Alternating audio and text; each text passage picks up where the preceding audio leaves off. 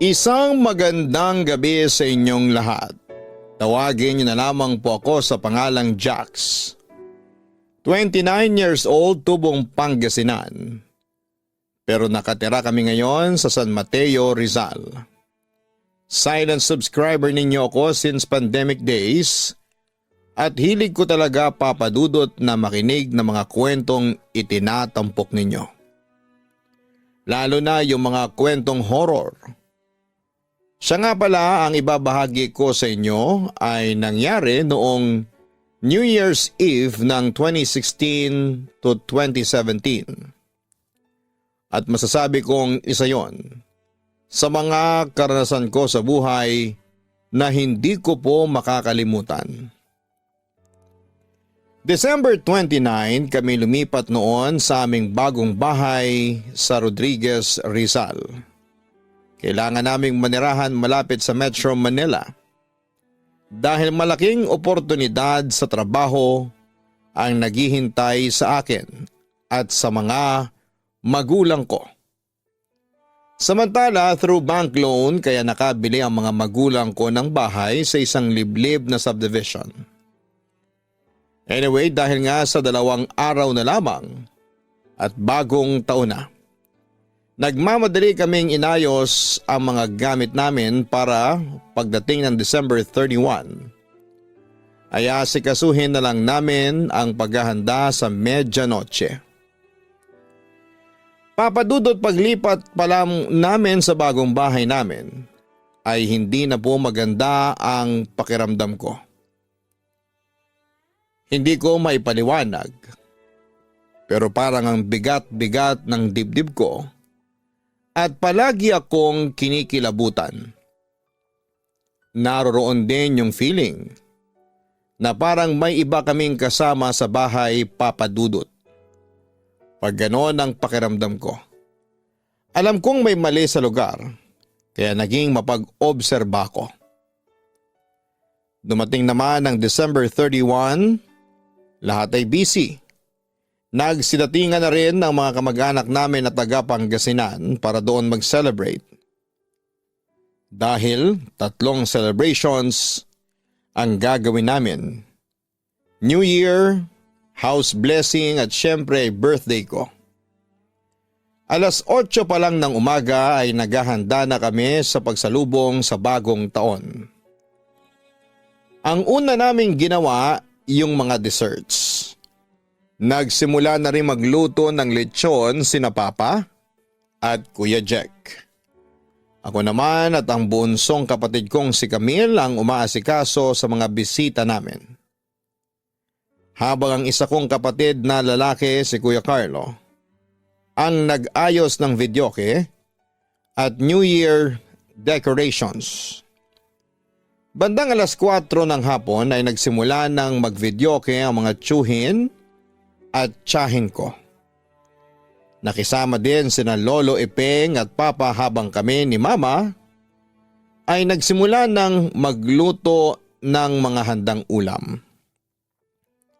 Nang sumapit ang 10 p.m., ako at ang aking pinsan ay inutusan ng mga tiyahin namin na bumili ng soft drinks at alak na iinumin ng aking mga tito at tita. At kami naman ay masayang sumunod sa ipinag-uutos ng aking tito at tita. Sa aming pagbalik, dala ang mga pinamiling soft drinks at serbesa. Ako'y nagpaalam na sa aking magulang at sa iba kong mga kamag-anak na magpapahinga na sa aking kwarto. Dahil maaga pa kaming magsisimba at magtutungo sa mga ninong at ninang. Sa aking pagpasok sa kwarto, nakaramdam ako ng kakaibang lamig na humahagod sa aking likuran. Ngunit patay naman ang aircon sa aking kwarto nung ako ay lumabas para tumulong, ngunit pinagsawalang pansin ko lang ang nararamdaman.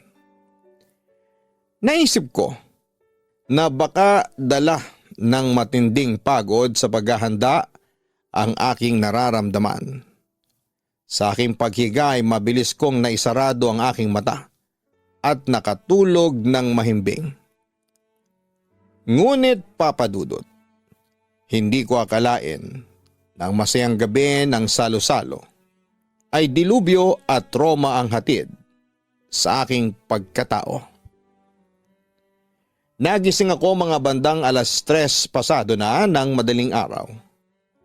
At ako'y agad na bumangon, binulat ko ang aking mga mata at kinusot ang mga muta.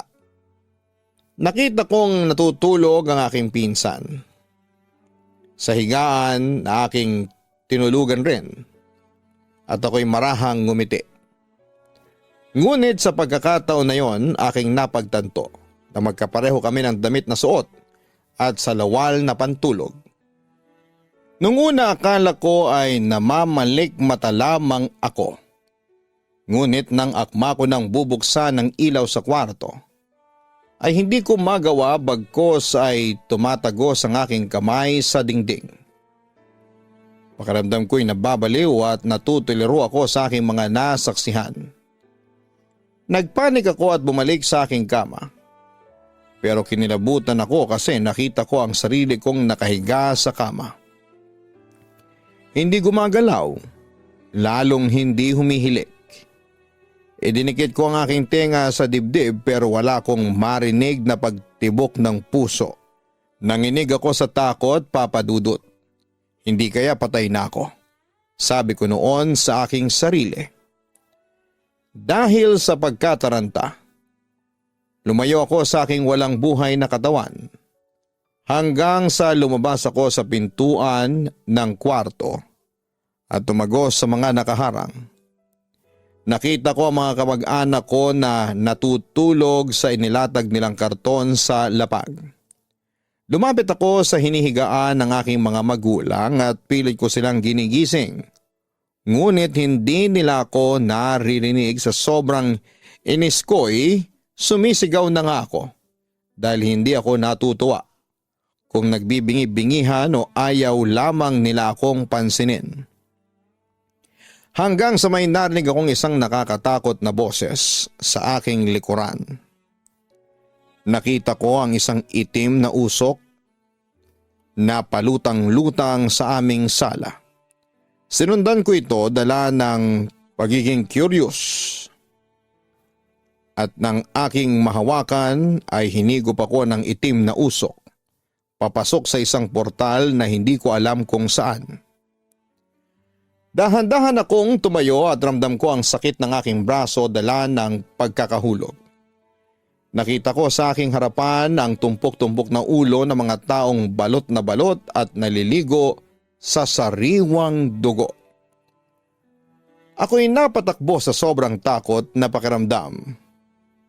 Pakiramdam ko nga'y maiihi ako sa sobrang kilabot hanggang sa nakita ko ang isang pulang liwanag na sumisilip sa isang butas ng kuweba na aking kinahulugan. Papadudot dahan-dahan akong pumunta doon sa liwanag na tumatanglaw sa aking kinakatayuan. At narinig ko ang mga nakakabinging sigawan. At pagmamakaawa ng mga tao sa sobrang dami ng sigawan ay halos hindi ko na nga maintindihan ang kanilang mga salita o dialekto na binabanggit. Sumilip ako sa butas kung saan nanggagaling ang liwanag at nakita ko.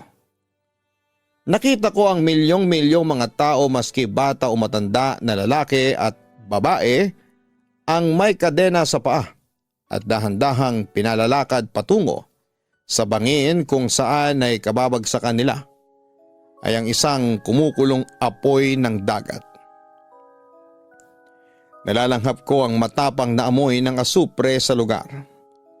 Sa aking panonood ay hindi ko namamalayan na may isang figura ng nakakatakot na halimaw ang lumitaw sa aking likod. At ako'y sinakal ng pagkahigpit-higpit at hinila niya ako papalabas ng kuweba. Sa kanyang pagkaladkad sa aking katawan palabas sa kuweba, nakita ko ang pinakanakakatakot na lugar na hindi ko akalaing makikita ko. May mga taong hinuhulog sa dagat-dagatang apoy. May mga taong nakakadena ang paa at kinakaladkad. ng mga itim na kabayo habang humahasa sa mainit at nakakapasong sahig ang mga balat. May mga tao na dinudukot ang dila at binubuhusan ng mainit na apoy na narinig ko ang palahaw ng mga at pagnanangis ng mga tao. Nagmamakaawa na tuluyan na silang patayin upang matapos na ang paghihirap. Hanggang sa may umakbay sa aking isang napakabahong nilalang at nagwika. Nakikita mo ba ang mga taong yan? Pinaparusahan sila sa kasalanan nila sa kapwa nila. At kung hindi mo alam, may iba't ibang uri ng parusa sa iba't ibang uri ng kasalanan. Aniya. At sa pagkakataon na yon ay umiyak na ako sa sobrang takot ng mapagtanto ko. Naku ba'y patay na? Kaya ako nakikita ang mga ganitong kaganapan. At humahalakhak ang nilalang. Hindi mo pa oras ngunit magkikita tayo dito sa araw na kunin ng hangal mong Panginoon ang buhay mo. Tandaan mo ito. Masama ang pumatay at masama ang pagsisinungaling. Sa pagkakataon na yon ay naisip ko na ako ang tinutukoy niya. Bigla ko naalala yung isang karumaldumal na kasalanan ko noong bata pa ako. Nang dahil sa selos at pagtatampo ko sa aking kapatid na babae, ay tinulak ko siya sa hagdanan na naging sanhi ng kanyang pagkamatay. Papadudot matagal na panahon ko na itong tinatago dahil sa selos ay nagawa kong makapatay. At mas masaklap ay sariling dugo at laman ko pa ang aking kinitil. At eto ngang nagbibinata ako ay wala pa rin ang nakakaalam na ako ang dahilan ng pagkamatay ni Carol. Ang alam ng lahat, aksidente ang nangyari. Mamayang kaunti ay nagwika ang nilalang. Kaya sulitin mo ang oras mo sa sanlibutan sa iyong pagkurap ng mata. Magkikita tayo. Aniya, pagkatapos noon ay nagising na ako sa pagkakatulog. Sinasampal ako ng aking pinsan dahil sabi niya ay ako'y binabangungot. Nagising ako sa higaan na pawis at naghahabol ng hininga. Nakabalik na pala ang aking kaluluwa sa katawan. Nagpasalamat ako sa Diyos. Naligtas ako bagamat kinakabahan pa rin ako noong mga sandaling yon. Ano bang mga napanaginipan mo at sinasabi mo yung pangalan ni Carol o sisa sa akin ang pinsang kong si Jonas? Wala, napanaginipan ko lang na nasa isang lugar ako na malayo. Tapos bigla ko naalala ang kapatid ko. Sabi ko naman. Siya nga pala, bakit hindi ninyo ako ginigising kaninang alas 12? Hindi ako tuloy nakasama sa New Year celebration. Pagtatampong wika ko. Tumingin naman sa akin ang pinsang ko at nagtataka. Anong hindi ka ginising? Jax, kasama ka namin kanina sa New Year celebration, sabi niya sa akin. Jonas, huwag kang magbiro ng ganyan. Natutulog ako dito sa kwarto kanina pang mag-alas 11 ng gabi. Giit ko. Sino yung kasama namin kanina? Jax, bagong taon. Tigilan mo na ang pagiging palabiro mo, ang sabi niya sa akin. Maniwala ka sa akin. Hindi ako yung kasama ninyo kanina, ang sabi ko. Mamayang kaunti ay kinuha ni Jonas ang kanyang phone at nakita kong browse niya ang gallery sa kanyang phone. Eto Jack, so ikaw yan eh. Kasama ka namin. Sabi niya sa akin nang mahanap niya yung mga litrato nila kaninang celebration ng bagong taon. Inisa-isa ko yung mga litrato. Kinilabutan ako kasi nakita ko nga ang sarili ko sa mga litrato. Pero ang nakapagtataka, ang labo ng mukha ko. Ganun pa man ay halata pa rin sa litrato na ako yung kasama nila. Huwag mong sabihin sa akin, Jax, na doppelganger mo yung kasama namin. Ang sabi ni Jonas na naguguluhan na rin ng mga sandaling yon. Natahimik lamang ako at binalik ko sa kanya ang kanyang phone. Muling sinuri din ni Jonah sa mga litrato sa kanyang phone.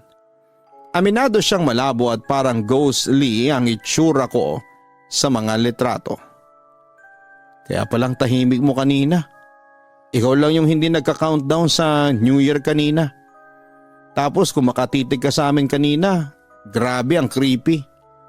Hindi kita napansing kumurap, ang sabi ni Jonas habang inaalala niya ang nangyari noong New Year countdown ng angka namin. Naku Jax, haunted house pala tong bahay ninyo. Dagdag pa niya, bakas ang takot noon sa kanyang boses. Samantala, kinaumagahan Papa Dudut ay naging busy pa rin ang lahat dahil bukod sa house blessing ay celebration din ng aking birthday. Dinagdagan yung mga pagkaing natira noong New Year at muling umingay ang paligid dahil sa videoke ng aking mga pinsan. Pagsapit naman ng gabi ay isinagawa ang house blessing. Habang isinasagawa ang pagbibindisyon ng pare sa bahay namin ay biglang namatay ang mga ilaw. Nagtaka kami kasi may ilaw naman sa mga kapitbahay namin. Inisip namin na baka nagkaroon ng problema sa fuse o sa breaker ng ilaw. Pero kahit na madilim ay natuloy pa rin ang house blessing dahil nagsindi naman kami ng mga kandila. Ang nakapagtataka, pagkatapos ng blessing ay saka bumukas ulit ang ilaw. Pero nakaamoy naman kami ng parang mabahong nabubulok. Hindi namin mawari kung amoy ng patay na hayop ba yon o ano. Basta masangsang. Kaya lumabas kaming lahat sa bahay. Nakita naman namin yung pare na kausap ng mga magulang ko at nagpaalam na itong aalis. Nagtataka kami bakit hindi na ito sumama sa amin sa celebration, ang dami pa naman naming handa. Then muling sinelebrate ang birthday ko pero Papa Dudut. During the blowing of candles, nagkagulo kami nang biglang may lumabas na mga ipis at alupihan doon sa cake namin. Buti na lamang at naialis agad yon ni Papa at nailayo sa iba pa naming pagkain. Pero lahat kami ay nagtataka kung bakit nagkaroon ng insekto ang cake ko. Walang nagsaya noong gabing yon. Lahat kami ay tahimik lamang at naguguluhan sa mga nangyayari. Hanggang sa unti-unti nang nagpaalam at nagsialisan ang mga kamag-anak namin. Dapat umaga pa sila ng January 2 aalis pero bigla na lang silang nagpasyang aalis kahit na gabi na. Samantala 10:00 ng gabi nang matapos naming ligpitin ang mga pinagkainan at mga handa namin. Hindi pa rin kami makaget over sa nangyari sa cake kasi noong binili ni Mama yung cake sa bake shop ay fresh na fresh. Kaya paano ito? Nagkaroon ng buhay na ipis at alupihan sa loob. Sa kabilang banda, nang checkin ko yung GC namin ng mga pinsan ko ay nagulat ako sa kanilang topic. Nakakatakot daw ang experiences nila habang nasa bahay namin. Sigurado daw silang haunted house daw ang tinitirhan namin ng pamilya ko. Pero lalo akong kinilabutan nang mabasa ko na nagpakita raw si Carol sa kanilang panaginip. Nagtaka ako. Kaya tinanong ko sa kanila kung ano ang ginagawa ni Carol sa panaginip nila. Isang pinsan ko ang nagkwento na sa panaginip daw niya, nakita daw niya si Carol na naglalaro sa hagdanan tapos ay tinulak daw ng isang lalaki na naging dahilan daw para mahulog ang kapatid ko. Sasaklolohan daw niya ang kapatid ko pero napasigaw daw siya dahil patay na raw si Carol at basag pa ang mukha. Ganon din daw ang panaginip ng isa kong pinsan. Isang lalaki daw ang nakita nilang tumula kay Carol para mahulog sa hagdanan. Nang tinanong ko sila kung bata pa yung lalaki, sabi nila ay matanda na raw. Muli ko silang tinanong kung namukhaan ba nila yung lalaking tumula kay Carol. Nakahinga naman ako ng maluwag nang sabihin nila na hindi raw nila nakita o namukhaan kasi malabo daw ang mukha nito.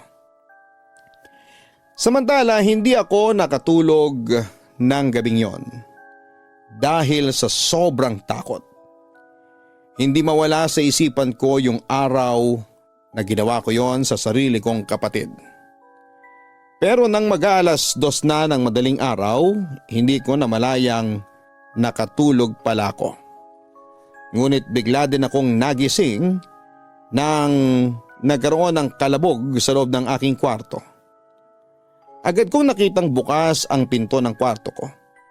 Madilim din sa labas nito. Tatayo na sana ako sa aking higaan nang mapansin kong hindi ko may galaw ang katawan ko, lalo na ang mga hita at mga braso ko. Pinilit ko pa rin bumangon bago nabigo kasi parang may pumipigil sa buong katawan ko.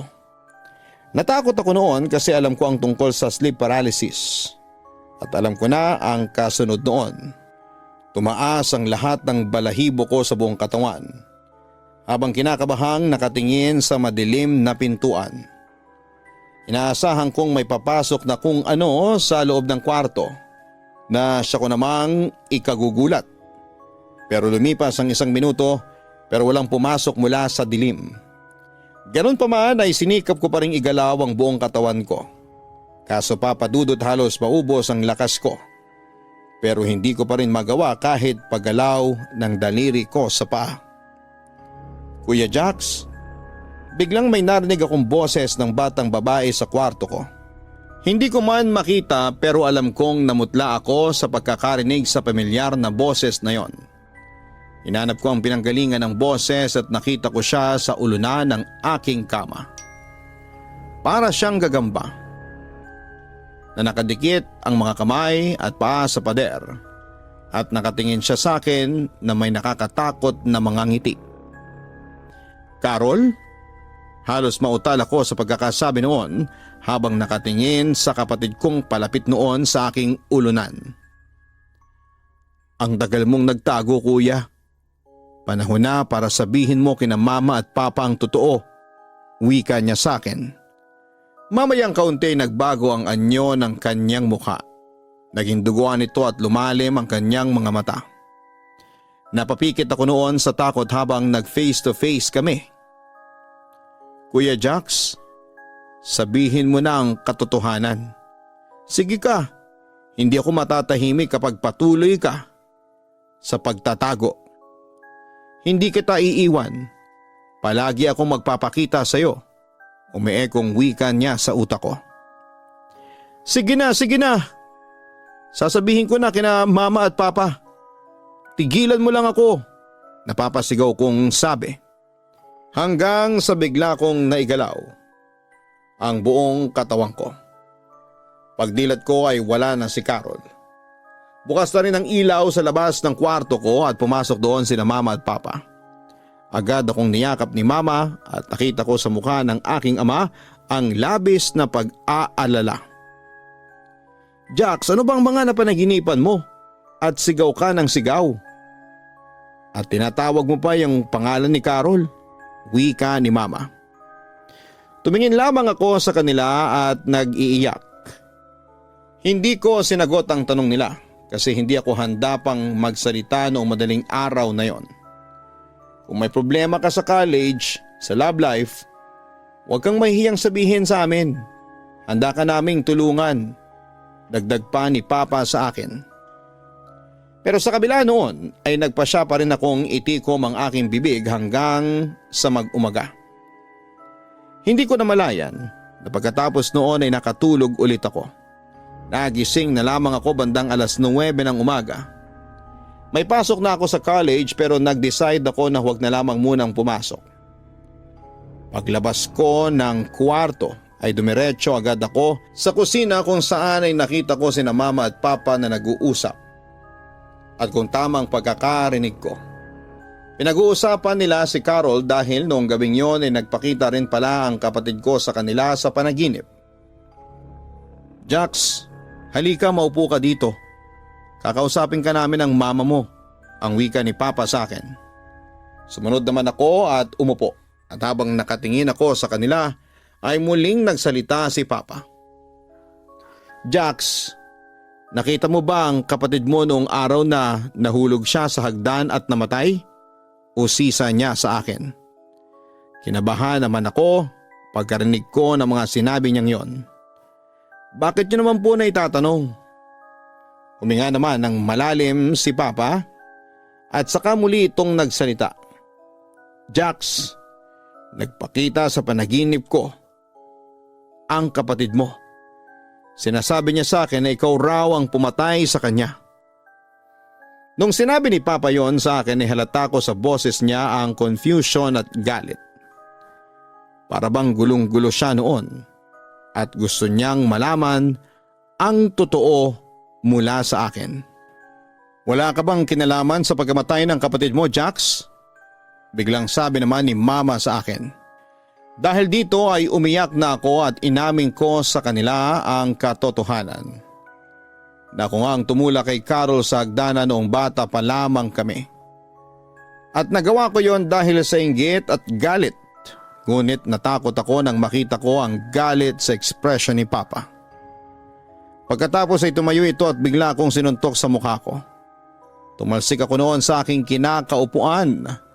Napasigaw naman si Mama sa ginawa ng Papa ko at inawat niya ito. Pero hindi nagpatinag si Papa at kwinelyuhan pa niya ako. Pagkatapos ay inundayan ng suntok. Ma, patawarin niyo ako. Hindi ko po sinasadyang patayin si Carol, patawad. Pagmamakawa ko sa aking ama. Hindi kita mapapatawad. Pinatay mo ang kapatid mo. Mamamatay tao ka. Isa kang kriminal. Hindi ko palalampasin to, ipapakulong kita, aniya. Pero pumalag noon si Mama at nagmakaawa na huwag akong ipakulong dahil siguradong hindi ko masosurvive ang bilangguan kapag nakulong ako. Kaya sa huli nag-decide na lamang si Papa na palayasin ako. Itinakwil niya ako noon bilang anak. Papa Dudut, wala akong nagawa kundi ang sundin ang kagustuhan ng aking ama. Umalis ako sa bahay at hindi ko noon alam kung saan ako tutungo. Nagpalaboy-laboy ako at para makasurvive ako ay kumabit ako noon sa isang bakla at naging lover niya ako. Tumira kami sa San Mateo, Rizal at hindi nagtagal ay nagbenta na rin ako noon ng sarili kong laman. At nang mauso ang altar sa social media ay naging isa ako sa kilalang altar noon. Kung saan ay nagbebenta ako ng sarili kong adult video. Minsan ay nakikipag-collab ako sa mga kilalang altar sa mga gay adult sites. Malaki ang kinita ko sa naging trabaho ko. Hindi man marangal pero nakasurvive ako sa bawat araw nang hindi umaasa sa iba. Papadudot sa ngayon ay patuloy pa rin ako sa pagiging altar. Hindi ko nasasabihin kung ano ang pangalan ko sa altar world. Pero sa mga katulad kong hayok sa laman, alam kong kilala niyo ako. Dahil ang madalas kong content ay tinatawag na milking videos. Anyway, hanggang ngayon ay wala pa rin akong lakas ng loob na makipag-communicate sa mga magulang at mga kapatid ko pero minomonitor ko sila sa pamamagitan ng social media. Masakit sa puso kasi ang saya-saya nila. Nakalimutan na nila ako.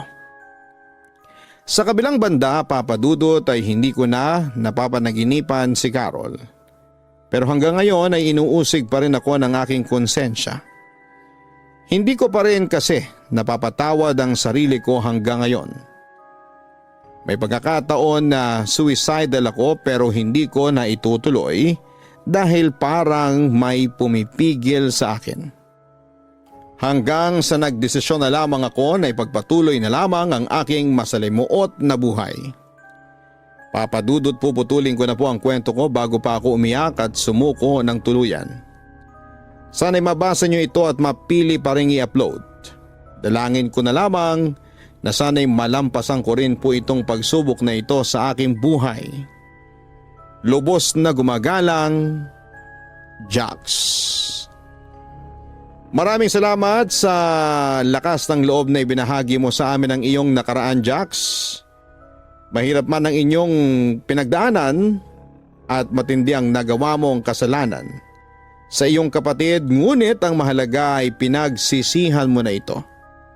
Sobrang hirap na ang dinanas mo kaya panahon na para ikaw ay mag-move on.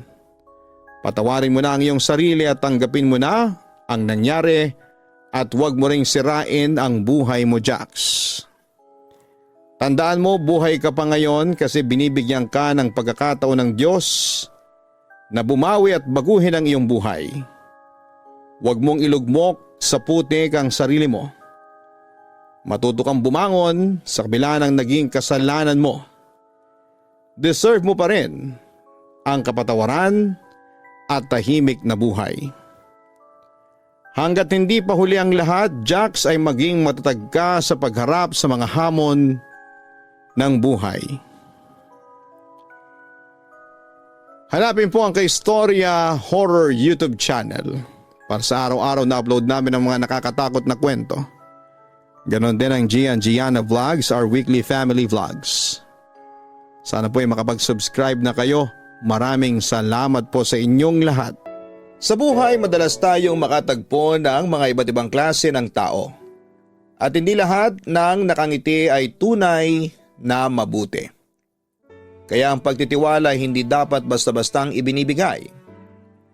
Ang pagiging maingat ay hindi nangangahulugang pagiging negatibo o pagiging takot.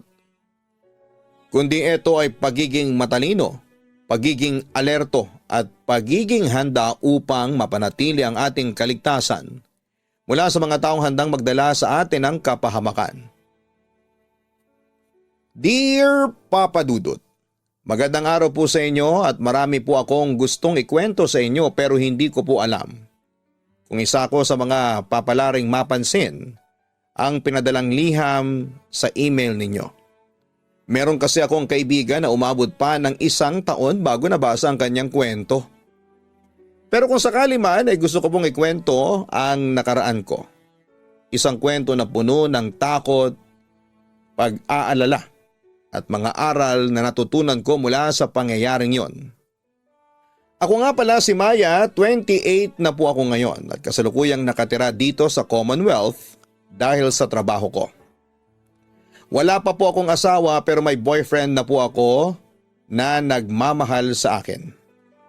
Ang ibabahagi ko pong kwento ay tungkol kay Mama noong ipinagbubuntis pa niya ang kapatid kong sumunod sa akin. Sa katunayan, Papa Dudut, batid kong iilan na lang sa atin sa panahon ngayon ang naniniwala sa kwentong ibabahagi ko ngayon. Kung may maniniwala man siguro ay yung mga nakaranas na rin po nito. Hanggang ngayon kasi kinikilabutan pa rin ako tuwing napag-uusapan namin ang kwentong yon ng kuya ko.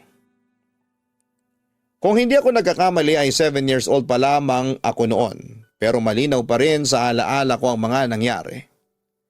Natatandaan kong may matandang kapitbahay kami si Aling Mirang. Unang kita ko pa lamang sa kanya ay marami na akong napansing kakaiba. Lagi ko siyang nakikita sa paligid ng bahay namin at nagmamasid-masid. Minsan ay nakikita ko siya sa labas ng bakod namin at minsan naman ay doon mismo sa may gate namin. Sa Quezon Province nga po pala kami noon nakatira. Yung barangay namin dahil may kalayuan sa bayan ay masasabing liblib talaga. Noong panahong yon, natatandaan kong malalayo ang pagitan ng bawat bahay doon. Malayo rin ang pinapasukan naming eskwelahan. Skate lang ang transportasyon sa lugar namin noon, pero pagdating sa bayan, may mga tricycle at jeep na. Kaya sa tuwing nagkakaroon man ng disgrasya ay sobrang tagal pa bago madala ang biktima sa ospital. Kahit simpleng health center ay napakalayo rin, kaya sa tuwing magpapacheck up si Mama ay palagi akong sumasama. Si Papa ang naghahatid sa amin gamit ang pamasada niyang skate noon. At isa ang bahay namin sa hindi pa nakapagpapakabit ng kuryente noong panahong yon dahil iilan pa lang ang afford ng kuryente. Pero masasabi kong payapa ang lugar namin, Papa Dudut. Iilan lang ang naririnig kong nag-aaway o nagsisigawan. Kadalasan tuwing may malalasing lang sa inuman kapag piyesta sa amin.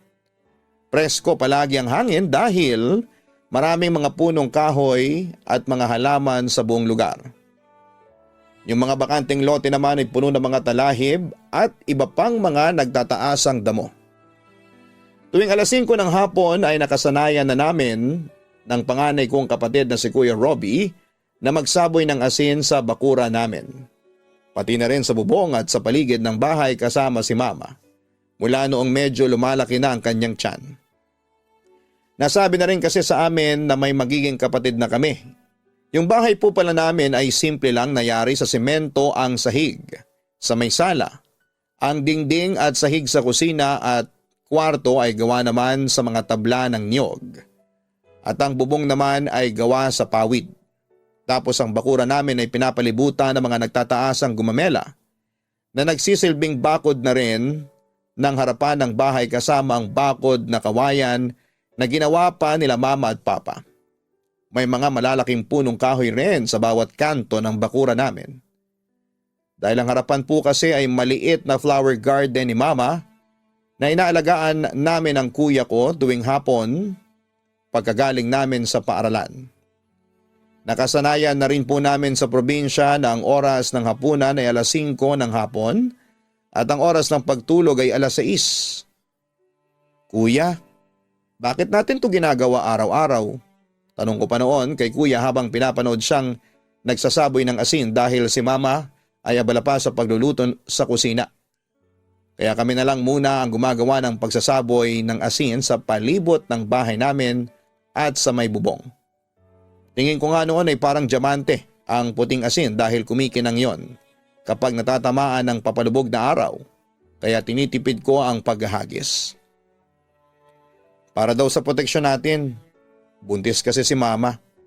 Para safe ang kapatid natin. Sagot ni Kuya at muli siya nagpatuloy sa pagsasaboy. Nakasunod lang ako sa paglalakad niya. Sabi ni Mama, lapitin daw ng mga maligno ang mga buntis. Lalo na sa mga lugar na malayo sa mga tao tulad ng dito sa atin. Nilingon niya ako. Yung mga mata niya noon ay parang nag-aalala na parang natatakot papadudot. Sabi pa ni Mama, mabango raw sa mga aswang o maligno ang sanggol na nasa tiyan pa lang niya. Yung hindi pa nailalabas, inilapat niya sa akin ang hawak niyang lalagyan namin ng asin. O kuha ka pa. Tapos itapon mo dyan sa silong ng bahay natin. Hindi ko masyadong sineryoso ang mga sinabi ng kuya ko noon, Papa Dudut, dahil bata pa lamang ako at wala pa akong ideya sa mga yon. Kaya tahimik lamang akong sumusunod sa kanya at ginagawa na lamang ang ginagawa niya. Nung una kasi akala ko ay naglalaro lang kami pero nang lumaki ako, doon ko lang naisip na may mas malalim na dahilan pala yon. Ang asin, sabi nila, ay proteksyon sa mga maligno at aswang. Nalapitin ang mga buntis kagaya ni Mama. Kaya naman naging rutina namin ang magsaboy ng asin sa bakura namin, Papa Dudut. Naging bahagi na ito ng buhay namin habang buntis ang mama namin. Habang lumalaki noon ang tiyan ni Mama, Papa Dudut, ay napapadalas na rin na may naririnig kaming mga malalaking ibon na pumapagaspa sa paligid ng bahay namin at sa itaas ng bubong tuwing sasapit ang gabi. Alam kong hindi yon ang karaniwang tunog ng mga ibon sa gabi. Para bang may malalim at mabigat na paghampas ng mga pakpak na parang may napakalaking nilalang na lumilipad sa itaas ng bahay namin. Yung kakaibang tunog na yon ay nagdadala ng kakaibang takot na hindi ko maipaliwanag noon na tumatak na sa akin. Mama, ang ingay ng mga ibon! Naalala ko pang sigaw ko noon habang yakap-yakap ako ni Mama nang magising ako. Diyos ko, Panginoon, huwag niyo po kaming pabayaan. Narinig ko pang bulong niya na parang natatakot. Narinig ko rin ang pagsigaw ni Mama at pagmumura kapag may bigla-bigla na lang kumakalampag sa labas ng bahay namin. Paulit-ulit niyang isinisigaw na tigilan na kami at hindi siya natatakot. Nang makita ko ang takot kay Kuya ay sumiksik na ako noon sa tabi ni Mama habang ang mga mata ko ay nakatakip na sa aking mukha. Huwag kayong matakot, nandito lang si Mama, sabi ni Mama habang nakahiga. Kapansin-pansin ang panginginig ng boses niya. Katabi namin yung garapong pinaglagyan ng asin at ilang buong bawang. Yung iba inilagay ni Mama sa bigkis niya sa may bandang pusod niya. Malakas na proteksyon daw yon para hindi maaswang ang sanggol na nasa sinapupunan niya. Dito lang kayo, mamaya andyan na yung papa ninyo, pauwi na yon, sabi pa niya para pakalmahin kami. Maigpit niyang hinawakan ang kamay namin ni Kuya Robbie. Mahigit 1 oras pa kaming naghintay bago dumating si Papa mula sa pamamasada ng gabing yon. Ngunit imbes na tumuloy agad sa loob ng bahay ay narinig ko siya na may minumura sa labas na animoy may kaaway. Doon na po lumabas si Mama at naiwan naman kami ni Kuya Robbie sa kwarto habang nakaupo sa isang sulok. Napayakap ako sa kanya, dala ng nararamdamang takot. Hindi pa po doon natapos ang kakaibang pangyayari habang nagbubuntis si Mama, Papa Dudut.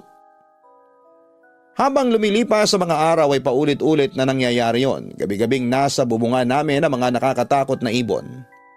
Kaya naman tuwing madaling araw ay palagi akong nagpapasama kay Kuya tuwing kailangan kong lumabas. Maaga po kasi kaming nagigising para pumasok sa eskwela. Habang nagiinit kami ng tubig na ilalagay sa pampaligo namin, naramdaman ko po noon na parang may nakatingin sa amin ni Kuya. Paglingon ko ay doon ko nakita yung matandang kapitbahay namin na si Aling Mirang. Hindi yun ang unang beses na nakita ko si Aling Mirang sa labas ng bakura namin. Pero hindi ko naman siya noon pinapansin dahil akala ko ay napapadaan lamang siya roon at pinagmamasdan kami ni Kuya. Akala ko kasi noon ay normal lang yung ginagawa niya. Marami po kasing natutuwa sa aming magkakapatid dahil masipag daw kami at matulungin sa mga magulang namin. Pero hindi ko naiwasan pang magtaka noong nakikita ko pa rin si Aling Mirang. Hindi lang tuwing madaling araw kundi pati tuwing hapon. At yung oras na yon, papalabog na ang araw, Papa Dudut. Tuwing lumalabas ng bahay si Mama ay naroon din siya sa labas ng bahay niya at nakatanaw sa bahay namin.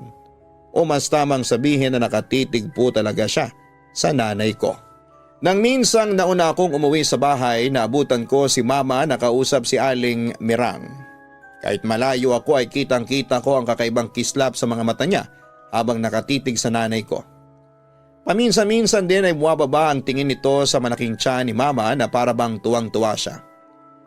Pero ang hindi ko maintindihan ay noong may isang beses na nahuli ko ang pagtulo ng laway niya habang nakatitig kay Mama. At nung huling beses na nakita ko siyang naglalaway habang nakatingin kay Mama, hindi na siya nakatiis at tinawakan na ang tiyan ng aking ina. Nung una raw ay pinagpasensyahan na lang daw ni Mama pero noong palagi na yung nangyayari ay hindi na yon nagustuhan ni Mama. Lagi kasi itong nanggugulat. Kaya nagagawa na rin ni Mama na pagsabihan ng matanda. Nagdulot sa akin ng kakaibang takot ang presensya ni Aling Mirang noon, Papa Dudut.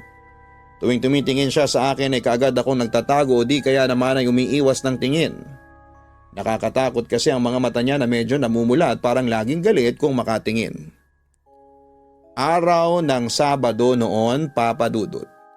Pagsilip ko sa bintana namin ay muli ko namang nakita si Aling Mirang at nang sundan ko nang tingin ang tinititigan niya, napagtanto kong pinagmamasdan niya si Mama na abala sa pagtutupi ng mga nilabhang damit. Mabilis akong umalis sa may bintana para lapitan si Mama. Ma, si Aling Mirang po, nakatingin na naman sa inyo, sabi ko noon kay Mama. Huwag mo na siyang pansinin. Pagod na sabi ni Mama, may pagkakataon na hinahaplos niya ang kanyang tiyan at saka hihinga ng malalim. Naisip ko noon na baka gumagalaw yung kapatid naming nasa sinapupunan niya. Pero base sa reaksyon ni Mama, higit pa roon ang nararamdaman niya. Bili niya, huwag ko na lang daw kausapin si Aling Mirang kapag nakita ko ito o kahit na lumapit pa sa akin. Kabilin-bilinan niya na rin na huwag tatanggap ng pagkain o kahit na anong ialok ng matanda.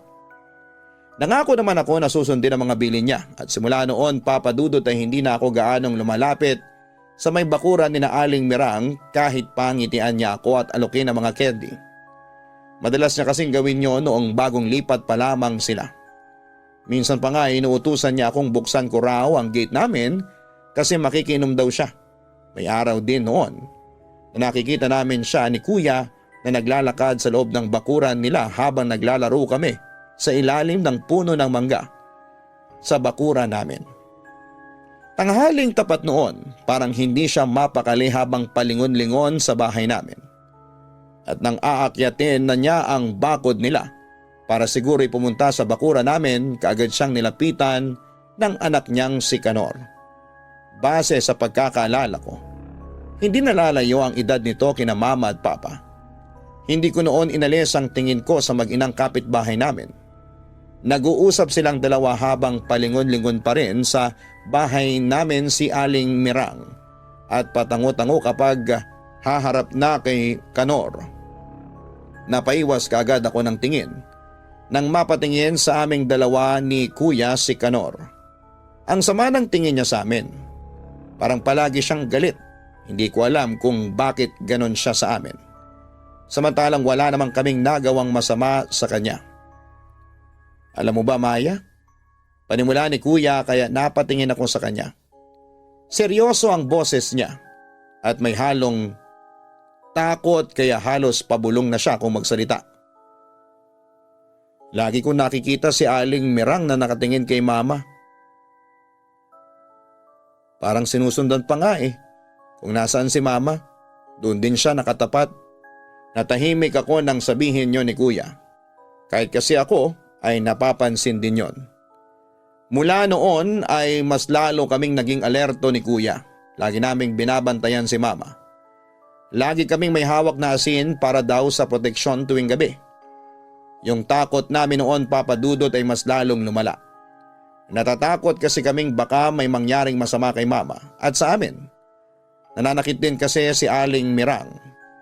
May itinulak na itong bata na kapitbahay lang din namin.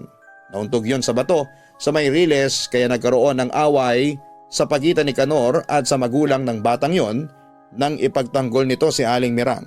Minsan na rin niya akong hinampas ng walis tingting nang mapadaan ako sa harapan ng bakura nila.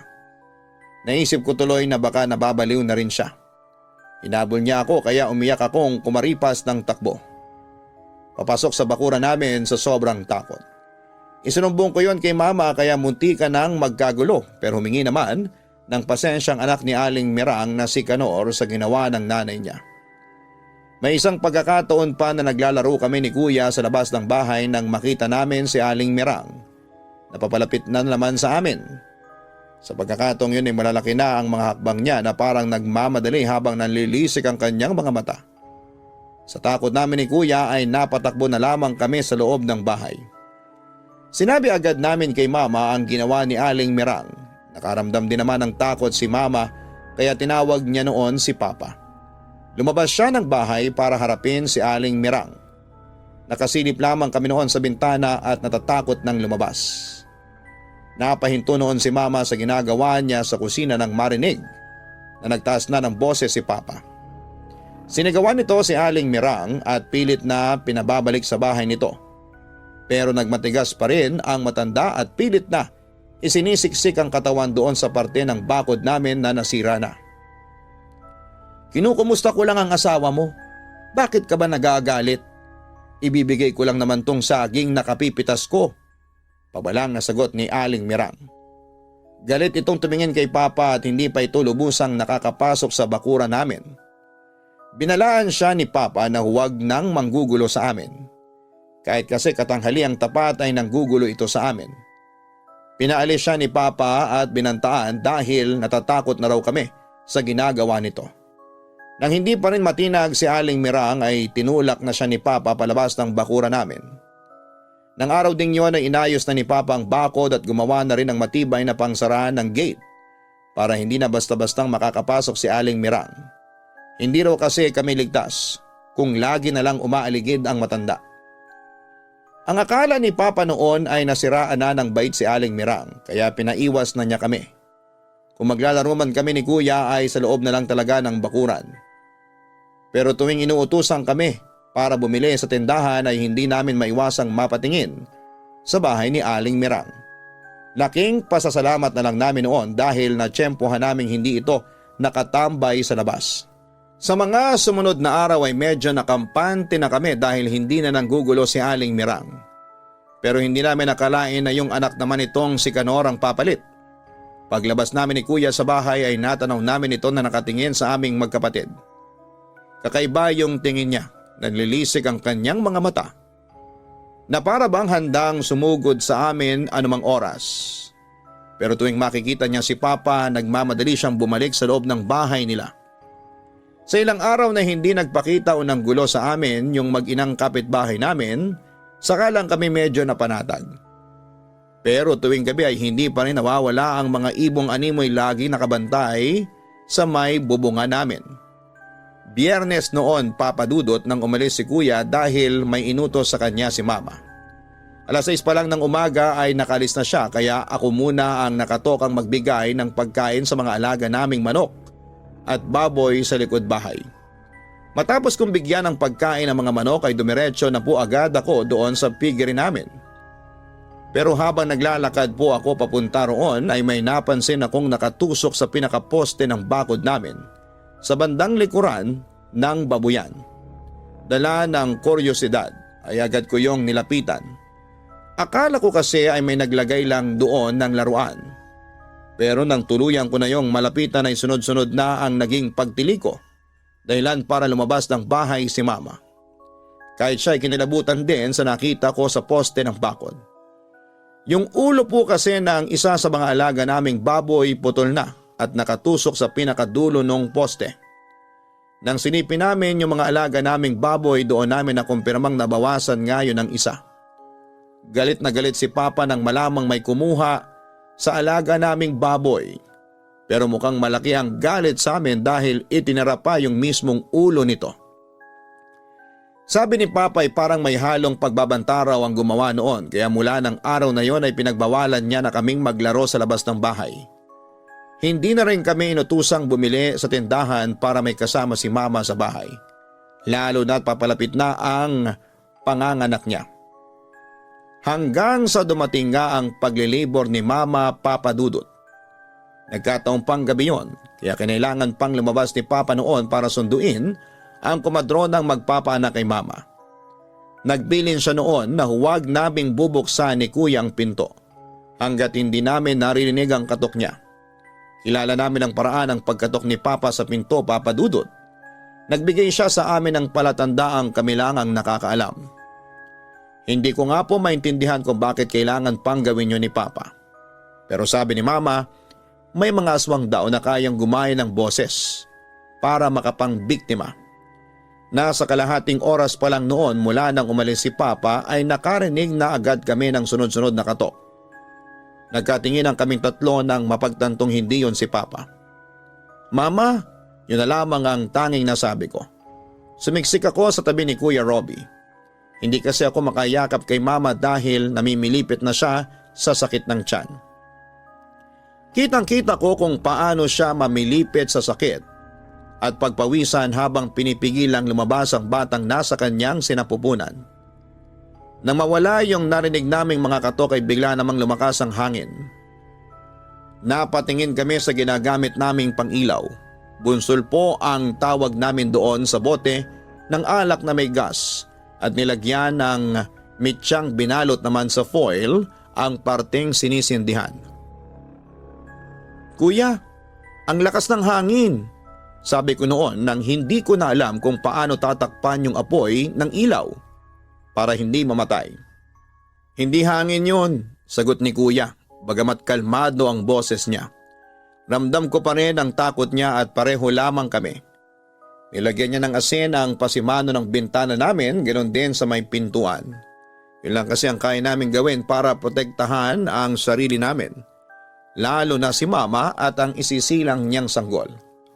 Napayakap ako kay Kuya nang marinig ko ang malakas na kalabog sa bubungan namin. Maya-maya ay pareho kaming nagulat nang makarinig ulit kami ng katok sa pinto na sinunda ng boses ni Papa. Doon lang kami nakasigurado, Papadudot. Napatayo ako mula sa pagkakaupo nang muling tawagin ni Papa ang pangalan namin ni Kuya at inutusan kaming buksan ang pintuan. Pamilyar sa akin ang pagkatok niyang yon kaya nakakasiguro na akong siya ang nasa labas. Pero pinigilan ako ni Kuya. Sabi niya siya na lang daw ang lalabas dahil delikado. Sinabi niyang doon lang ako sa tabi ni Mama. Bago niya buksan ang pinto ay sumilip muna siya sa siwang ng pintuan namin para makita kung sino ang naroon. At nang makumpirmang si Papa nga ang nasa labas, kaagad niyang binuksan ang pinto. Humahangos pa noong pumasok ng bahay si Papa. Kasunod niya ang matandang komadrona.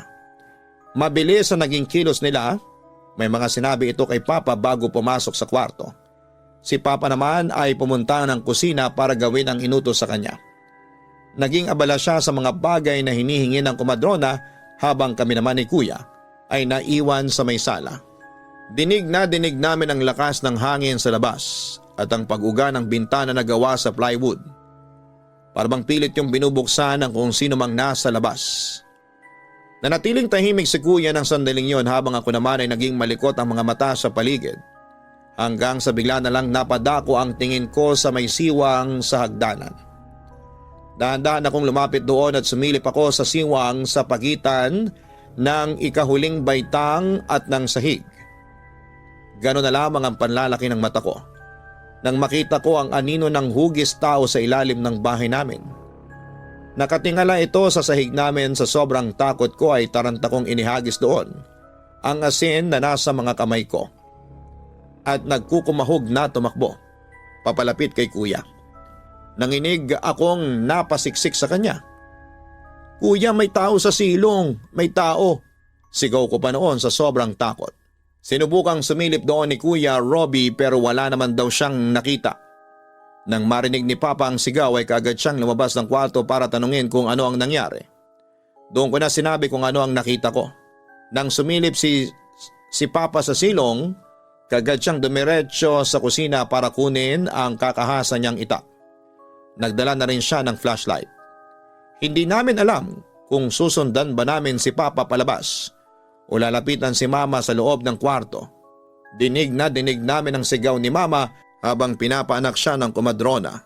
At kasabay ng sigaw niya ay yung nakakakilabot na huni ng ibon sa bubungan namin.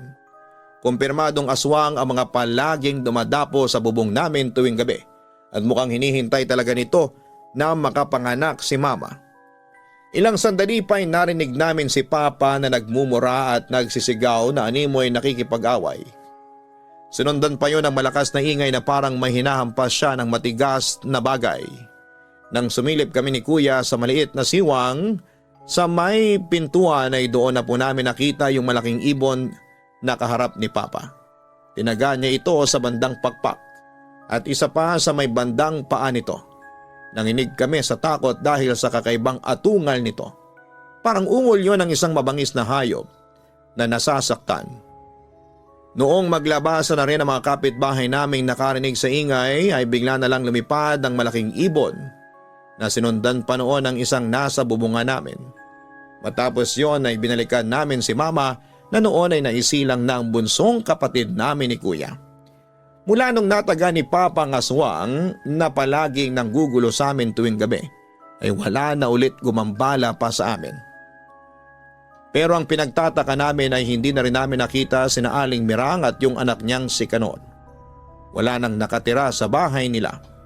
Kung saan man sila pumunta o lumipat ay hindi namin nalaman pa.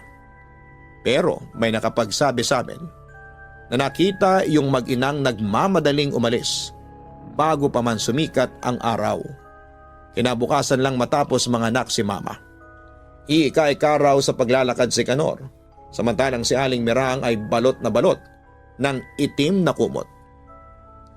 Hindi na rin kami nagtagal sa lugar na yon, Papa Dudut. 4 na buwan pa lang noon ng bunso naming kapatid nang nagpasyang mga magulang namin na manirahan na kami sa Ilocos Norte, kung saan ay nakatira ang mga kamag-anak ni Papa.